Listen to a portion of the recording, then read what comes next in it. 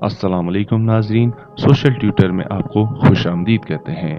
اس پوری صورتحال کا اگر آپ تجزیہ کریں تو آپ کسی نہ کسی نتیجے پر پہنچ جائیں گے کہ یہ سب جو ہو رہا ہے اس کی وجوہات کیا ہیں۔ قومیں جب چھوٹی باتوں پر اکٹھا نہیں ہوتی تو بڑے سانحہ رونما ہوتے ہیں۔ حکم ہے اللہ کی زمین پر انصاف کرو، کیا ہمیں نہیں علم کہ اس زمین پر 70 سالوں سے انصاف نہیں ہو رہا؟ کیا ہم میں سے کوئی اس ناانصافی کے خلاف اٹھا؟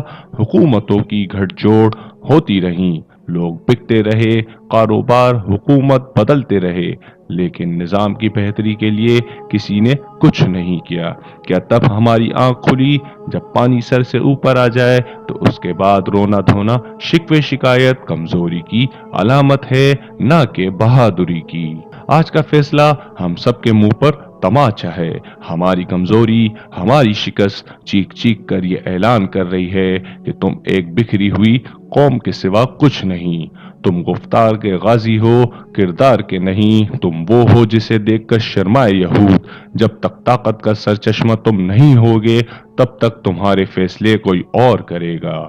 یہ قدرت کا قانون ہے اور قدرت کے قوانین اٹل ہوتے ہیں، کسی کے لیے نہیں بدلتے۔ محض تقریروں اور دعاؤں سے تقدیریں بدلتی تو بدر ہرگز نہ ہوتی، خندق ہرگز نہ ہوتی، ایران اور روم کو شکست دینے کے لیے طاقت کا استعمال ہرگز نہ کرنا پڑتا۔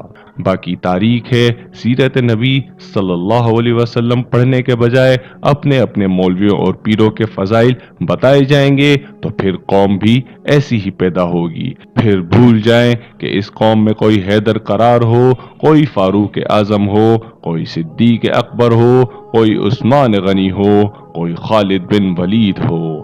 احتجاج، غم و غصہ سب کریں، لیکن منتشر قوم کو کس طرح اکٹھا کیا جائے اس پر بھی ضرور سوچیں۔